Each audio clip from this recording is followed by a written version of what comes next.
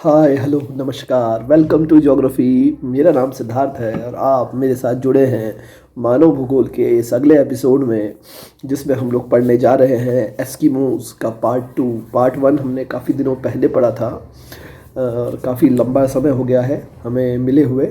तो आज हम लोग एस्किमो जो जनजाति है उसका पार्ट 2 पढ़ेंगे और इस पार्ट 2 के अंदर हम लोग जानेंगे एस्किमोस के विषय में अन्य बातें जो हमने पार्ट 1 के अंदर छोड़ दी थी।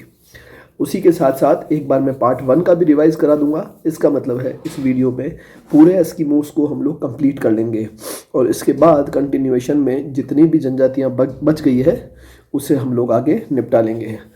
तो वीडियो में एक लंबा गैप हुआ, तो आई होप आपने उस लंबे गैप में अपनी पढ़ाई को कंटिन्यू किया होगा और जो वीडियोज़ आपके उस कंटिन्यूएशन में बच गए थे वो आपने देख लिए होंगे। तो ये जो अंकल दिख रहे हैं स्क्रीन पे, ये एस्किमो है। जो एस्किमो जनजाति का जो आपको असली चेहरा मुझे आपको दिखाना था, ये है एस्किमो। तो जब हम लोग एस्किमोस को देखते हैं, देखिएगा हमने इससे पहले जब प्रजाति वाला चैप्टर पढ़ा था आपको याद होगा, तो उसमें हमने देखा था कि एक मंगोलाइड प्रजाति होती है। आप एस्किमोस को देखिए, ये कहीं कहीं मंगोलाइड प्रजाति के आपको दिखेंगे। इनकी आइज़ बिल्कुल छोटी है, इनके गाल वाला हिस्सा ये काफ़ी चौड़ा होता है, नाक इनकी चपटी होती है, चेहरा कुछ कुछ लंबे टाइप का होता है, लंबा या फिर यूँ कहें यहाँ से चौड़ा, ये गाल वाली हड्डी निकली हुई रहेगी और यहाँ से जो चेहरा है वो इस प्रकार की जॉ लाइन लिए हुए होता है। तो ये बेसिकली मंगोलाइड प्रजाति के लोग हैं। आगे मैं आपको दिखाऊंगा कि किस प्रकार के ये दिखते हैं और इनकी क्या संरचना है। ये है एक खूबसूरत सा एस्किमो परिवार। तो एस्किमो लोग जब भी आपके दिमाग में आए तो कुछ ज़्यादा अपने हिसाब से उनकी इमेज ना बना लें। ये एस्किमोस इस प्रकार के होते हैं, आप देख लीजिएगा। तो स्टार्ट करते हैं वीडियो को। सबसे पहले क्विक रिवीजन के लिए हम लोग देख लेते हैं। सबसे पहले एस्किमोस हम लोग पढ़ रहे थे, ये बेसिकली शीत मरुस्थलीय क्षेत्रों की एक जनजाति है और हमने देखा था कि ये कहाँ कहाँ पाई जाती है। हमने देखा था ये लगभग 60 डिग्री अक्षांश के उत्तर में जो ग्रीनलैंड वाला हिस्सा है, कनाडा का हिस्सा है, यूएसए का अलास्का वाला क्षेत्र है, नॉर्वे स्वीडन फिनलैंड के उत्तरी वाला हिस्सा है, मतलब उत्तरी यूरोप वाला हिस्सा है, रूस के अंदर जो उत्तरी हिस्सा है, वहाँ सभी जगह पर ये पाई जाती है। ये जनजाति अलग अलग जगहों पर इनको अलग अलग नामों से जाना जाता है। सबसे पहले तो इनको देख लीजिएगा, तो यूरोप के जो उत्तरी भाग है जिसे हम लोग उत्तरी स्कैंडिनेवियन एरिया कहते हैं, उसमें इन्हें लैप्स कहते हैं। क्या कहते हैं? लैप्स। देखिए ये यहाँ लिखा हुआ है, पढ़ लीजिएगा इसको अच्छे से। ये नाम बहुत इंपॉर्टेंट है क्योंकि आपको कभी पूछेंगे कि लैप्स जनजाति का रहन सहन कैसा है वो बताइए या कुछ भी बताइए, तो वो बस वैसा ही है जैसा एस्किमो का है। तो उत्तरी स्कैंडिनेवियन या यूरोप के जो उत्तरी हिस्से में लैप्स यही लोग हैं। साइबेरिया की बात करें तो साइबेरिया का जो टुंड्रा प्रदेश है वहाँ रहने वाले सैमोयेड्स कहलाते हैं। क्या कहलाएंगे? सैमोयेड्स। ये नामों को बोलते रहिएगा क्योंकि ये नामों से आप हैबिचुअल नहीं है, आपके आसपास किसी का नाम सैमोयेड्स नहीं होगा तो आपको नाम याद करने में कठिनाई ना हो, इसलिए बोलते रहिएगा। याकूत, चकची और तुंग, ये वो जनजातियां हैं जो एस्किमोस और एस्किमोस से सिमिलर है। इन्यूत, एक इन्यूत भी होती है, इन्यूत भी आपको याद रखना है, as similar to Eskimo. Lapps, Yakut, Chukchi, तुंग, सैमोयेड्स, इन्यूत, ये सारी की सारी जो है ये सभी एस्किमोस के ही भाग हैं। तो कहाँ कहाँ पाए जाते हैं ये मैंने आपको बता दिया है और आप चाहें तो देख लीजिए। आर्कटिक सागर के चारों ओर, कनाडा के उत्तरी भाग में, ग्रीनलैंड, लैपलैंड, उत्तरी साइबेरिया वाला हिस्सा, ये सभी के सभी वो क्षेत्र हैं जो मैंने भी आपको बताए हैं। और इन कहाँ पर इनको किन नामों से जाना जाता है, लैप्स, सैमोयेड्स, तुंग, चकची, याकूत, ये भी आपको पता होना चाहिए। फिर बेसिकली बात की जाए तो ये लोग मुख्य रूप से आखेटक लोग हैं। कृषि तो करेंगे नहीं बर्फ़ में, एग्रीकल्चर तो होगा नहीं, पशुचारण भी नहीं होगा, तो क्योंकि पशु चराएंगे क्या, सबसे बड़ी बात तो ये है। तो बेसिकली ये आखेटक कहते हैं ऐसे हिंदी में। इंग्लिश में कहेंगे मतलब जैसे आप लोग जिन्हें शिकारी कहते हैं ना, तो ये हंटर टाइप के ये वो लोग हैं। बेसिकली ये सील मछली का शिकार करते हैं। सील मछली क्या होती है अभी आपको दिखाया जाएगा। कैरिबो का शिकार करते हैं। कैरिबो क्या होता है वो भी मैं अभी आपको बताऊंगा, अपना एक्साइटमेंट बनाए रखिए। और रेंडियर इनका एक पालतू जानवर होता है। कई बार ये रेंडियर का भी शिकार करते हैं और मछलियों का भी शिकार करते हैं। बेसिकली ये हैं शिकारी लोग। फिर अगर हम लोग बात करें तो इनका निवास स्थान अभी आपको मैंने बता दिया, लगभग 60 डिग्री के उत्तर में ये लोग रहेंगे या दक्षिण में, लेकिन अंटार्कटिका में ये लोग कम ही पाए जाते हैं। मुख्य रूप से उत्तरी क्षेत्रों में जो महाद्वीपीय हिस्से हैं जैसे Europe, Asia, north America, Greenland, उन क्षेत्रों में ये पाए जाते हैं। फिर अगर हम लोग बात करें तो वहाँ पे क्लाइमेट कैसा होता है, तो वहाँ पर 9 महीने लगभग कठोर सर्दी पड़ती है, जिसमें से 6 या 7 महीने तो आपको धूप रोशनी कुछ भी नहीं दिखेगी। उसके बाद के कुछ समय में वो कहीं कहीं बहुत तिरछी तिरछी धूप या बहुत हल्की सी रोशनी दिखती है। तो ज़्यादातर समय अंधेरे में निकलता है। 0 डिग्री से नीचे का तापमान रहता है। कई कई जगह तो -46 डिग्री, -34 डिग्री, -37 डिग्री टाइप का भी टेम्परेचर यहाँ पर पाया जाता है। मतलब इतना माइनस में है जितना आपके फ्रिज के फ्रीजर में भी नहीं होता है। तो और देखा जाए तो बर्फ़ की आंधियाँ यहाँ चला करती है, सदैव सर्द हवाएं यहाँ चला करती है।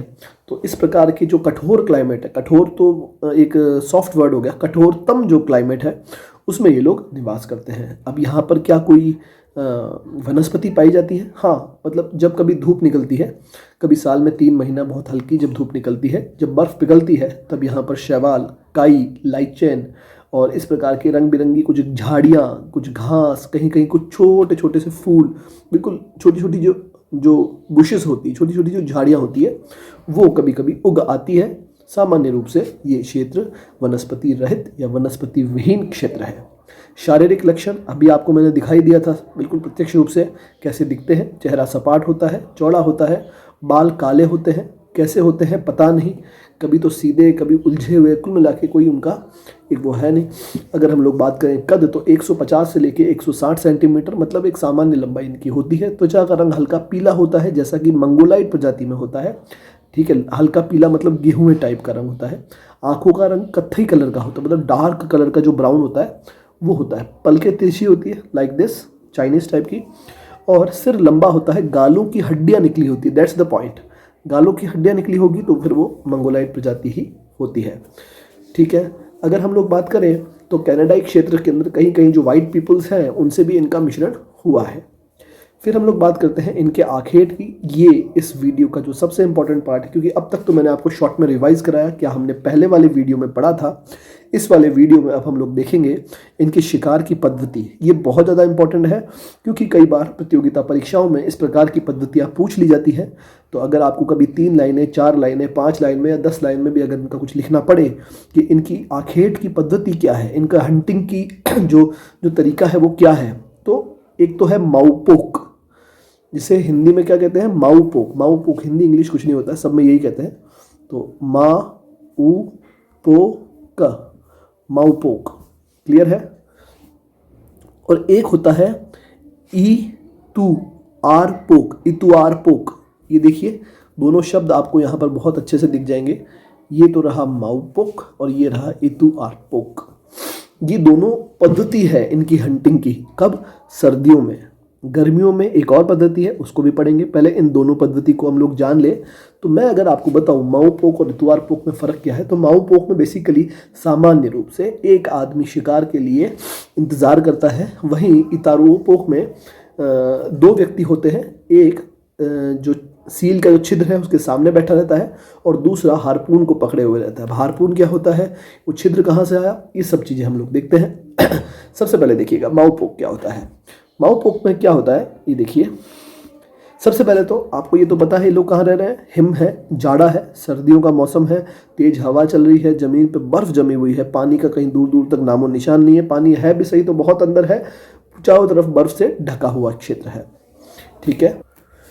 बेसिकली गर्मियों के मौसम के बाद ये जो एस्किमोज़ हैं ये समुद्र के आसपास वाले क्षेत्रों में जहाँ बर्फ़ जम जाती है वहाँ जाकर के अपना निवास स्थान बना लेते हैं। और आप देखिएगा जब सर्दियों का मौसम आता है तो सील मछली जो पानी के अंदर है वो सांस लेने के लिए, मतलब ये देखिए जैसे ये क्षेत्र है, इसके अंदर सील मछली रह रही है, यहाँ पे एस्किमो खड़ा है ऊपर। अब सील मछली जब वहाँ पर घूम रही है तो उसे सांस लेने के लिए ऊपर आना होता है। तो जब सांस लेने के लिए ऊपर आना होता है तो सील मछली क्या करती है, पूरे एरिया में अलग अलग जगह पर खड्डे बना के रखती, गोल गोल होल बना के रखती सब जगह। कभी इस खड्डे से बाहर आएगी, 10 सेकेंड, 20 सेकेंड, 1 मिनट तक सांस लेगी, फिर वापस अंदर चली जाएगी, फिर इस खड्डे से बाहर आएगी, फिर सांस लेगी, फिर अंदर चली जाएगी। तो ये सील मछली का प्रोसेस होता है सांस लेने का। एस्किमोज क्या करते हैं, बेसिकली ये जो छिद्र हैं ये देखिए आप, ये जो सील मछली वाले छिद्र हैं ये देखिए कि ये जो छिद्र हैं बर्फ के पतली सी परत में छुपे हुए रहते हैं। और एस्किमो लोगों के जो कुत्ते हैं, जिनको रेंडियर कहते हैं, कुत्ता नहीं बोलने का, क्या बोलने का, रेंडियर बोलने का, तो जो रेंडियर होते हैं इन छिद्रों का पता सूंघ कर लगा लेते हैं कि कहाँ पर वो छिद्र है। और इन छिद्रों में एस्किमो जो है हड्डी की एक छड़ लटका है। अब सोचिएगा कि भाई एक एरिया के अंदर 50 छिद्र हैं, तो अब एस्किमो कहाँ बैठा रहेगा, क्या पता कब कहाँ से वो आ गई और सूंघ के चली गई। तो फिर ये क्या करते हैं, ये पर्टिकुलर एक खड्डे के पास बैठे रहेंगे और ये चाहते हैं कि सील मछली इसी खड्डे में आए। तो उस खड्डे में एक जो है हड्डी लटका देते हैं, जिससे सील मछली खाने के लिए अट्रैक्ट होती है और वो वहाँ आती है। तो जब सील मछली सांस लेने के लिए छिद्र के समीप आती है, तब वो हड्डी वाली जो छड़ है वो हिलती है। तो एस्किमो जो शिकारी है, जो पास में ही बैठा है, उसको पता चल जाता है कि छड़ हिली है। तो जब उसको पता चलेगा कि भाई वो छड़ हिल गई, तो फिर वो क्या करेगा, वो जब वो सांस ले रही होती है, जब वो बाहर आके सांस ले रही होती है और जैसी छड़ हिलती है, एस्किमो अपने हार्पून से, हार्पून एक प्रकार का भाला होता है, अभी आपको फाटू दिखाएंगे उसका कि हार्पून दिखता कैसा है। तो वो अपने हार्पून से या भाले को उठाकर सील के मुंह के ऊपर जोर से मारता है, और जो हार्पून का आगे वाला जो नुकीला हिस्सा है वो सील के मुंह में या फिर इधर आसपास कहीं पर घुसता है और बाद में वो सील का शिकार हो जाता है। अब इस प्रकार के शिकार के लिए उस शिकारी को, उस एस्किमो को काफ़ी लंबे समय तक इंतज़ार करना पड़ा ना। मतलब उसने वो वहाँ पर गया, खड्डे के पास जाकर के बैठ गया, हड्डी लटकाई और फिर वेट करता रहा कि कब मछली आएगी, कब मछली आएगी। और हो सकता है कि उस खड्डे पर ना आए और कहीं और आ जाए, तो उस खड्डे तक अगर मछली आती है, उसका वेट उसको अगर करना पड़ रहा है, तो उसे काफ़ी लंबे समय तक उसका वेट करना पड़ता है। और शिकार की इस प्रक्रिया को क्या कहते हैं, इस प्रक्रिया को माऊ पोक कहते हैं। आई होप आपको अच्छे से समझ में आया होगा, सरल से सरल भाषा में मैंने आपको समझाया। परीक्षा में पूछ लिया जाए ये वर्ड, इस वर्ड को देख लीजिए, अपने जहन में बिठा लीजिए, अक्सर पूछा जाता है। माऊ पोक इस प्रकार की शिकार की प्रक्रिया को कहते हैं। फिर देखिएगा ग्रीनलैंड वाला जो हिस्सा है, एटलस में देखिए, अगर नहीं मिलता है तो कनाडा के उत्तर में है। ग्रीनलैंड के कुछ भागों में इतारवोपोक ढंग से सील मछलियों का शिकार किया जाता है। देखो इतुआरपोक, सबसे पहले तो मैं इतुआरपोक समझाऊं, उससे पहले मैं आपको पहले सील मछली दिखाई देता हूं। आपके मन में होगा कि सील मछली कैसी होती है। तो देखिए, ये देखिए बिल्ली जैसी शक्ल की और मछली जैसे शरीर की, ये है सील मछली। ये फेस देखिए इसका मासूम सा, और पीछे का जो हिस्सा है इसका फिश टाइप है। ये कहलाती है आपकी सील मछली। क्लियर है? आई होप समझ में आ गया होगा। ये सील मछली है, इसके पास एक छोटी सी नाक भी है और पूरा प्रॉपर मुंह भी है बंदर जैसा। तो इसीलिए इसे सांस लेने के लिए बाहरी वातावरण में आना पड़ता है, बार बार पानी के बाहर आना पड़ता है, फिर वापस अंदर जाना पड़ता है। सब जगह पानी नहीं है, सब जगह बर्फ़ है। कहीं कहीं कोई खड्डे हैं, वहाँ से वो सील मछली बाहर आती है, सूंघती है और वापस अंदर चली जाती है। तो ये है वो सील मछली। ये है वो जालिम हथियार जिसे हार्पून कहते हैं या भाला कहते हैं, जिससे एस्किमो इस सील मछली का शिकार करता है। क्लियर है? इस सील मछली का शिकार इसके द्वारा, इस हार्पून के द्वारा किया जाता है। अब ये इतारवोपोक देखिए, इतुआरपोक जो है, इतुआरपोक वाली जो है, इस विधि में क्या होगा देखिएगा। माऊपोक में तो एक खड्डा होता है, एक एस्किमो इस खड्डे के पास में बैठा है। इतारवोपोक में क्या होगा, दो खड्डे होंगे और दो लोग जो है, इन दोनों के चारों तरफ दो लोग खड़े होते हैं। बेसिकली इस प्रक्रिया के अंदर क्या होता है कि एक छिद्र जो है